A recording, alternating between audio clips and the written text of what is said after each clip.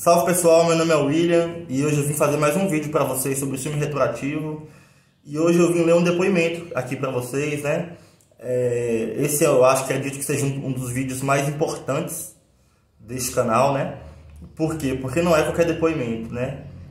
Inclusive eu evito ler depoimentos aqui, as pessoas pedem para ler a história delas e tal. Só que eu não leio, por quê? Porque por vários motivos, e dois deles são: o primeiro, não adianta você mandar texto do que aconteceu com sua namorada, como é que é a sua história, como é que é a história do seu marido com você, como começou seus ciúmes, o que ela fez, o que ele fez. Não adianta, porque o problema nunca está no filme retroativo, e sim em você. Então, por mais que você mande um texto aí contando sua história e tal, eu não vou poder, né, passar aqui nenhuma informação diferente do que eu posso passar para os outros, porque o final é um só. O problema está em você e não em qual é a história. E segundo, pode causar gatilhos em pessoas, né? Eu estou aqui lendo e a pessoa vai e se depara com uma situação que é parecida com a dela e começa a ficar ansiosa e começa a ficar pensando, né, nas coisas, no passado do namorado, da namorada, do marido, da esposa, enfim. Pode servir de gatilho, pode ser muito prejudicial. Mas esse texto é diferente. Ele é de um norte-americano, né, que quando eu li ele pela primeira vez eu me emocionei muito. E até hoje eu me emociono. Por quê? Porque é um texto que vem também trazendo como ele se curou, né? Então ele dá uma dica aqui para as pessoas. Inclusive foi esse texto que fez eu começar a entender as coisas e uma das minhas inspirações para fazer vídeos para vocês, né? Então eu vou ler aqui, né? Tá em inglês, eu traduzi e eu vou dar alguns pequenos saltos, né? Qualquer coisa eu mando o texto para vocês depois aí na descrição. Mas eu vou lendo e vou comentando para vocês ao longo do texto, né? Vamos lá. O nome do texto é Minha Luta contra o Ciúme Retroativo e Como Eu Comecei a Me Curar. Minha história. Minha esposa, 35 anos, e eu, 36, somos namorados desde o ensino médio.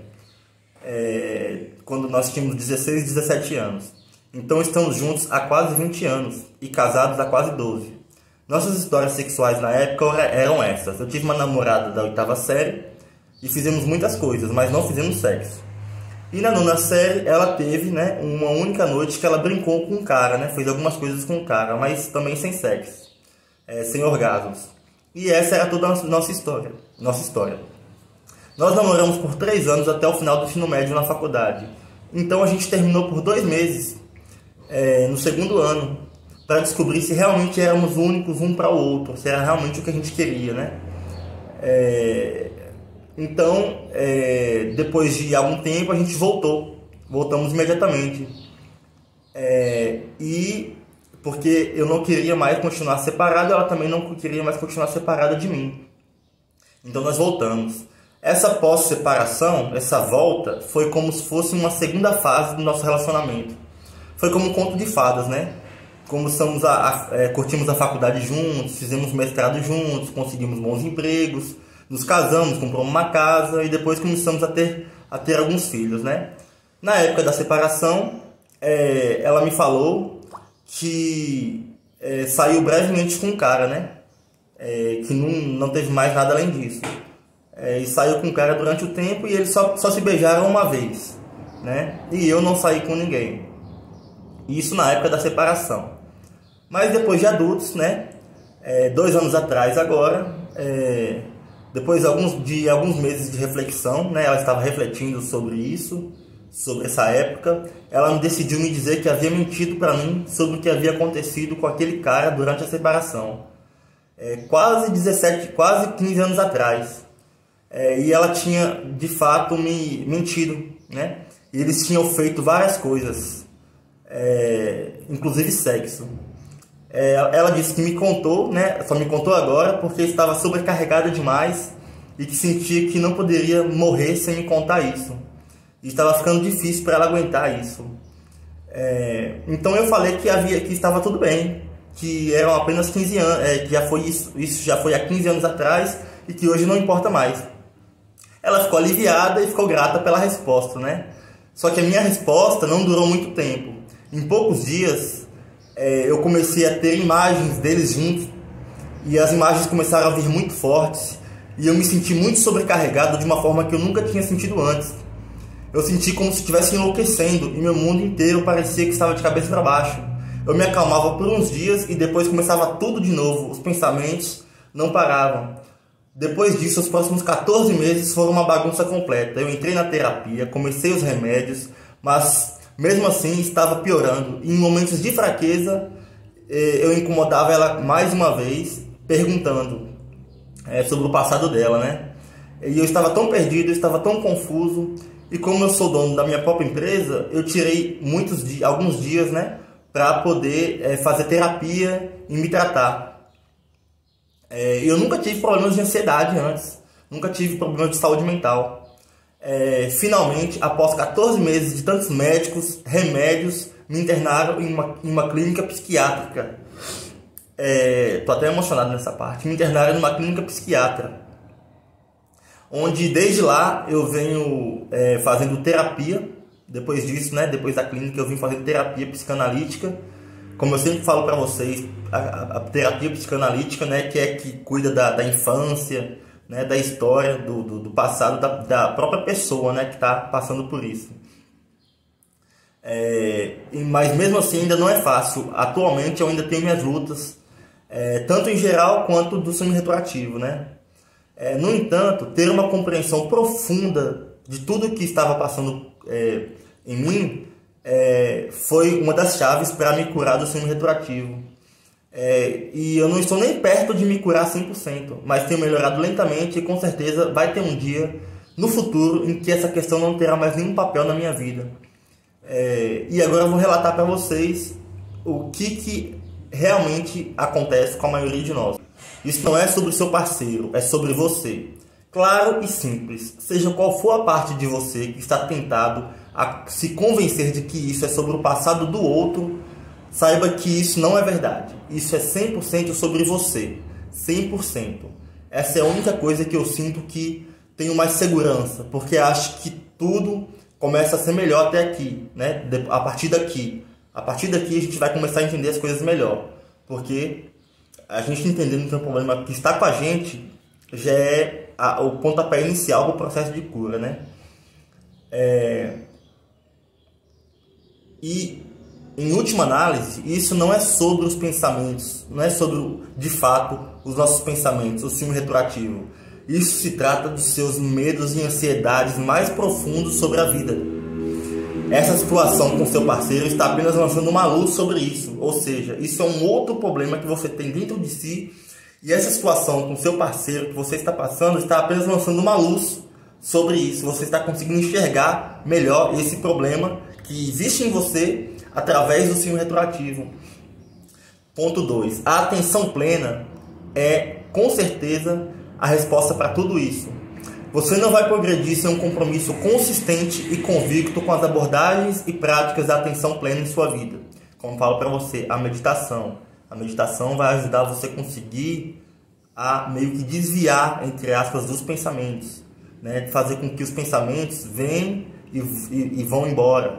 A gente sabe que os problemas de fato não são os pensamentos, né? Que o problema está em você por umas outras questões internas. Mas não vamos ser ingênuos, né? O que mais incomoda na gente são os pensamentos. Então a gente tem que estar dentro da abordagem da atenção plena, se dedicar à meditação, porque isso vai ajudar, pelo menos agora, você conseguir ir desviando os pensamentos, né? E ele continua assim: se você está lutando com isso, em algum momento da sua vida, ao longo do caminho, você criou uma realidade delirante para si mesmo e, sem querer, mesmo que lá subconscientemente, distorceu o papel de outras pessoas na sua vida, em especial do seu parceiro. E isso não é culpa sua e quase certamente está relacionado a problemas de desenvolvimento emocional na infância. No entanto, alguma aceitação radical é necessária. A aceitação de tudo o que tem acontecido, a aceitação do outro como ele é, a aceitação de si mesmo, incluindo essa parte de você que você está lutando, a aceitação de sua separação de seu parceiro, a aceitação da plena realidade.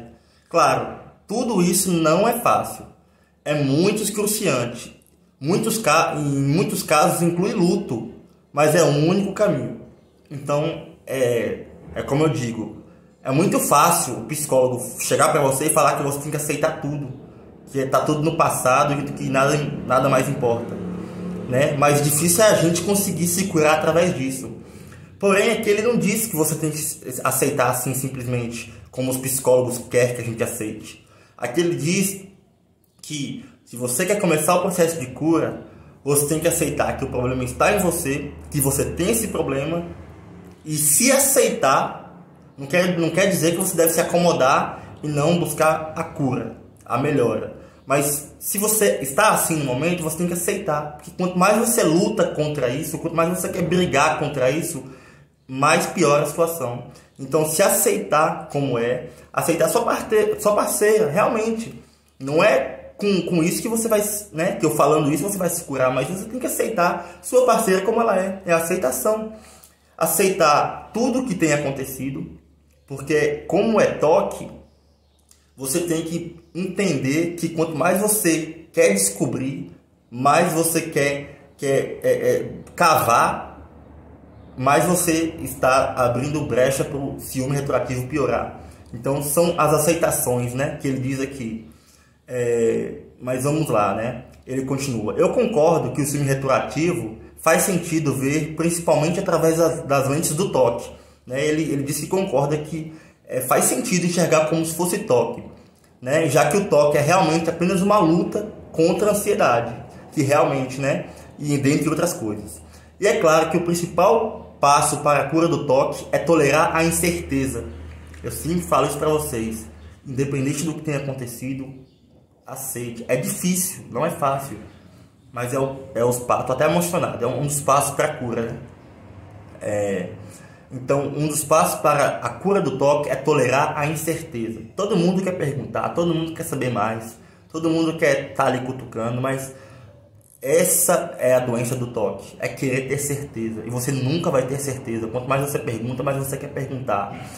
Então, tolerar a incerteza é um dos passos do toque, né? Se você está lutando contra isso, não importa a causa raiz. Há uma ansiedade, algum tipo de medo, e a certeza é quase sempre o principal mecanismo de enfrentamento contra isso. Ou seja, o principal mecanismo de enfrentamento contra a cura é a sua vontade de ter certeza. Quanto mais você tem vontade de ter certeza, e você quer ir lá ter certeza, é o maior mal, né? Você está simplesmente afastando a cura. E ele diz aqui, mas esse mecanismo de ter certeza é uma ilusão e você deve desistir dela. Mais uma vez, é demorado, é excruciante, é difícil e não é fácil. Não é fácil, com certeza. Entender que o problema está em você e não no outro e querer parar de ter certeza, de perguntar, de descobrir, de achar que o passado realmente é importante, é a pior armadilha. Mas é difícil você se livrar disso, mas você tem que tentar lutar ao máximo. Ele continua aqui. Eu vou saltar um pouquinho. Ele coloca o item 3. Não vamos nos enganar. Isso está enraizado em nossos medos e ansiedades mais profundos. É esse outro lugar onde o toque se cruza. O que o toque tem em comum com o nosso problema, né? Todo mundo é diferente, mas quase certamente há algum elemento comum de questões de abandono, apego, desenvolvimento emocional e até mesmo vergonha religiosa. E eu já vi até algumas pessoas dizerem que tem perfeccionismo. O que é claro que é apropriado, né? Já que perfeccionismo é apenas uma cobertura contra o medo mais profundo. Isso é uma grande parte da minha luta, né? Que ele relata aqui. O ponto é que se você está lutando com isso, infelizmente eu posso garantir a você tem um problema mais profundo com insegurança, que irá, pelo menos se não agora, atormentá-lo em outras formas da sua vida. E para curar isso, você precisa começar a enxergar as raízes, o que no meu caso exigiu uma tonelada de terapia. E essas raízes não são fáceis de enxergar. Como algumas pessoas dizem, né? Você vai começar a se perguntar o porquê você tem isso. E as respostas provavelmente não serão fáceis. A terapia de exposição faz parte disso, mas eu acho que não é tão fácil assim ou tão simples como as pessoas pensam que é. Eu fiz um trabalho de terapia de exposição com uma ótima psicóloga, e eu acho, em última análise, que eu não estava pronto para isso, né? A terapia de exposição, para quem não sabe, eu falo nos outros vídeos, você se expor a fotos do ex dela ou das coisas que você mais pensa, mais tem agonia quando imagina, né? Ou frases que você escreve, né? Minha ex fez isso, fez aquilo. Tem uns outros vídeos aí, vocês podem acompanhar. Aí ele continua aqui. Em última análise, acho que eu não estava pronto para isso, pois simplesmente é muito dolorido para eu, pelo menos, tirar um pouquinho de proveito disso. Isso não compensa. Não importa o quão simples for a exposição. Eu acredito sim, 100%, que devemos sim nos expor aos nossos medos, aos nossos gatilhos, para poder avançar nesse problema. Mas não acho que seja um processo que possa ser apressado. Acho que é mais eficaz quando acontece ao longo do tempo organicamente, né? Naturalmente. Mas sempre ao lado de outras abordagens terapêuticas, né? A psicanálise. Você vai se expor aos medos, se expor às imagens, sim. Porém, ela sozinha não cura nada, porque o problema é mais interno do que simplesmente se expor. Se expor aos medos, aos gatilhos, às fotos, é apenas um modo de você se curar ali de modo superficial. Mas você sim pode fazer isso, né? É útil, mas tem que vir acompanhado de um entendimento do que acontece com você internamente. Então tem que ser acompanhado de um terapeuta, psicanalista, né? De uma terapia sobre o seu eu, o seu pessoal. E ele acha que, diz aqui, e eu acho que muitas vezes essa terapia de exposição evita você tentar se entender, né? Se você se curar com essa terapia de exposição, isso você vai saltar a parte principal, que é se entender. Então é importante fazer, mas acompanhado, né, de outras técnicas. Item 5, atenção, item 5. Tentar racionalizar e entender tudo isso é uma das maiores armadilhas. Cada exemplo que você pensar como, quando pensei nisso me senti melhor, né? Quando eu falo para vocês, talvez ela não tenha feito tantas coisas assim, ou, ela fez, mas talvez ele não seja tão bom quanto eu. Então ele diz assim, toda vez que você pensar algo semelhante a isso, por exemplo, quando pensei assim me senti melhor, é quase certamente uma armadilha de longo prazo. Isso pode lhe dar algum conforto de curto prazo, mas está preparando você para o fracasso no futuro. Mesmo as pequenas coisas como, lembre-se, ele escolheu você. Ou o passado não importa mais, muitas vezes são apenas formas de buscar segurança interna.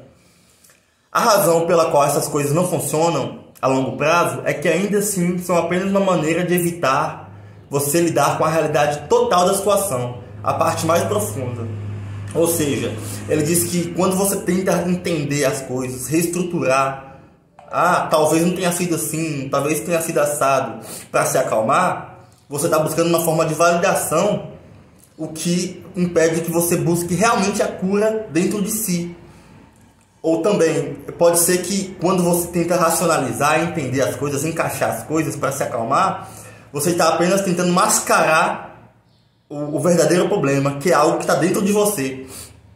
Aí ele diz assim, vou repetir aqui o que ele disse no final. A razão pela qual essas coisas não funcionam a longo prazo é que são apenas uma maneira de evitar sentar com a realidade total da situação, a parte mais assustadora de todas. Então, qual é essa realidade? E isso me leva as realidades são: a outra pessoa é verdadeiramente outro. Eles não são você e não vivem para você. Eles têm suas próprias mentes, suas próprias escolhas, suas próprias perspectivas, seus próprios sentimentos, suas próprias histórias, suas próprias memórias e suas próprias realidades. Eles não são protagonistas da sua história. Eles são protagonistas da história deles e você da sua. Vocês são duas pessoas separadas vivendo vidas separadas. Mas o que isso significa? O que realmente isso significa? Por que isso seria tão assustador? Né? Chega a dar uma dorzinha quando a gente lê essas coisas que ele colocou aqui.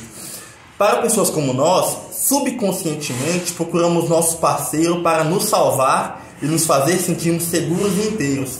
Ou seja, queremos fundir a realidade deles com a nossa. Mas a verdadeira realidade significa, antes de tudo, que somos fundamentalmente separados e responsáveis por nós mesmos, basicamente sozinhos. A partir daí, significa que nosso trabalho é lidar com a nossa própria ansiedade em torno de realidades difíceis como: não temos absolutamente nenhum controle sobre o nosso parceiro. Nosso parceiro é capaz de nos machucar e pode nos machucar sim. Nosso parceiro ainda pode fantasiar sobre um ex ou pensar como seria a vida com ele, em vez de conosco. Nosso parceiro ainda pode ter coisas que eles mantêm em segredo que nunca conte para nós. Nós nunca entenderemos completamente nosso parceiro e é incerto como as coisas vão ser a partir daqui. Vocês podem terminar, os sentimentos podem mudar, etc. E o último, nunca teremos informações completas sobre como nosso parceiro se sente sobre nós, ou sobre o seu passado, ou qualquer parceiro anterior a você. Isso soa duro, mas é tudo completamente verdade. E acho que a parte do motivo pela qual o filme retroativo é tão difícil, porque ele está lá para nos mascarar de olhar para essa realidade profunda. Queremos acreditar que se pudéssemos de alguma forma consertar o filme retroativo, através de compreensão, ou das informações certas, ou das ferramentas certas, então tudo isso poderia desaparecer. E o fato é que pode desaparecer, mas exigirá que engolamos as pílulas mais duras da realidade. Primeiro, né? E esse processo não acontecerá da noite para o dia e levará tempo. Nada disso significa que nossos parceiros não nos amam totalmente, né? Ou deixem de nos amar. Apenas significa que eles são um ser humano separado de nós e temos que aprender a amar essa realidade e todas essas sub-realidades que vêm com ela acompanhado. Não aquela que criamos, onde nos convencemos de que de alguma forma eles existem para aliviar nossas ansiedades, né? Aqui ele diz que talvez a gente esteja olhando para o nosso parceiro de uma forma onde a gente olhe para eles como um ser humano que está ali para nos completar, para nos preencher. Isso não quer dizer que você tem, assim, saiba que é isso, mas subconscientemente, lá dentro, lá no fundo, uma coisa que você não consiga perceber e que ao longo do tratamento você vai perceber que realmente pode ser isso. Aí ele continua aqui com uma frase que eu sempre digo: essa é uma jornada emocional, não cognitiva. Nossas mentes desenvolveram essas ansiedades do filme retroativo em resposta a medos de nível muito primitivo e, portanto, a cura exigirá enfrentar muitos medos profundos em um nível emocional profundo. Não vamos escapar disso através da intelectualização ou cognição. Simplesmente não é possível. Alguns pensamentos aleatórios, né, e rápidos aqui no final, para ele fechar aqui o texto. A pessoa normal, ela não entende isso. Portanto, pode ser difícil encontrar uma explicação ou compreensão de outra pessoa, né? É difícil encontrar que outra pessoa compreenda, né? Ela sempre vai te falar a mesma coisa, que o passado não importa e blá blá blá. Em vez disso, faça o possível para se dar um pouco de compaixão. É o que eu sempre digo.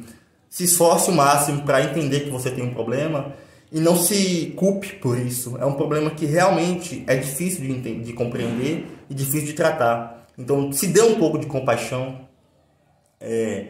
Eu tenho algumas más notícias para vocês. Isso é muito difícil, especialmente se estiver acontecendo no final do relacionamento ou no metade do relacionamento, né? Ou no final, assim, lá na frente no relacionamento, não no início.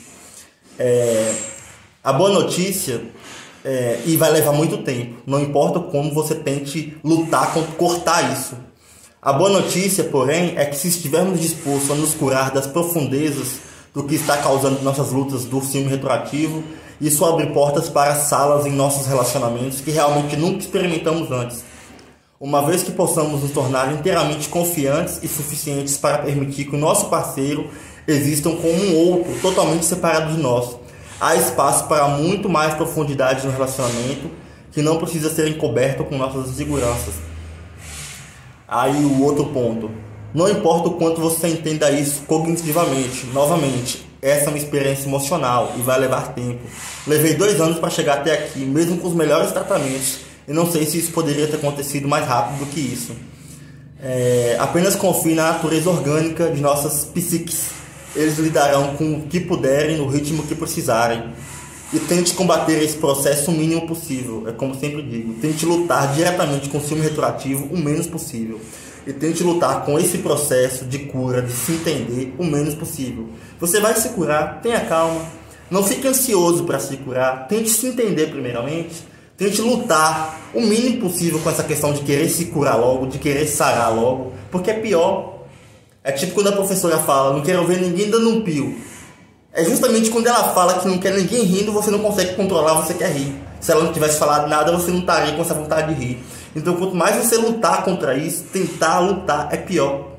Então, deixe que tudo ocorra organicamente com o tempo. O tempo também ajuda nesse processo. Desde que você entenda que existe um problema dentro de você. E tente se tratar. Aí ele diz um pouquinho do final da história dele, né? O desfecho. Por fim, apenas para explicar onde estou agora. Minha situação ainda não é fácil, nem um pouco. Algumas horas, alguns dias, algumas semanas são muito melhores que outras, em que eu não estou tão ansioso. A vida é muito mais leve e às vezes eu até esqueço que eu tive isso. Mas em alguns outros dias eu até volto para aquele lugar lá no início, onde tudo começou. E o ciúme retroativo me afeta de grande forma, mas eu já sei lidar melhor com ele atualmente. Mas isso tudo não é uma linha reta. Você não vai se curar em uma linha reta. São altos e baixos.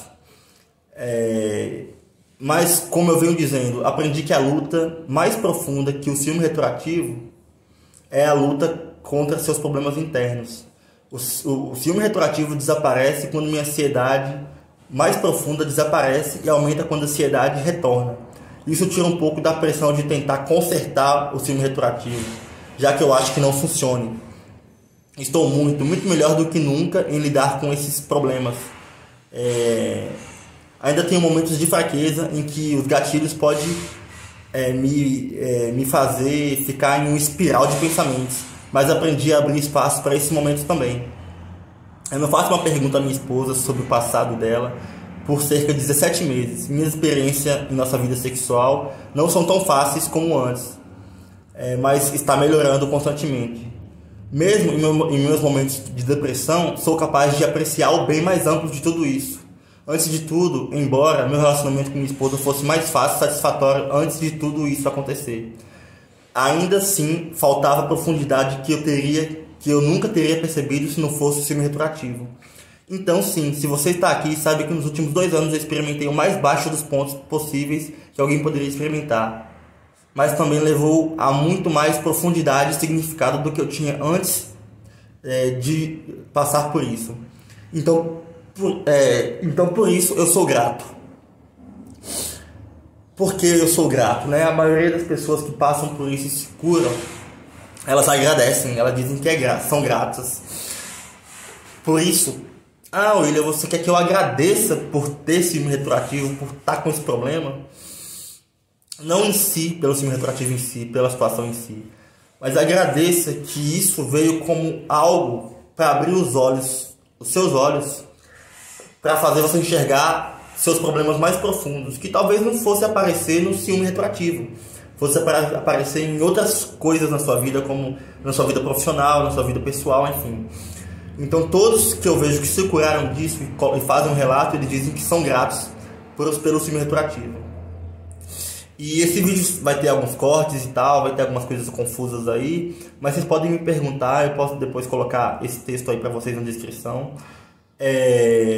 E se vocês pedirem, eu posso fazer o próximo vídeo com os comentários desse depoimento, né? Onde as pessoas fazem algumas perguntas para essa pessoa, né?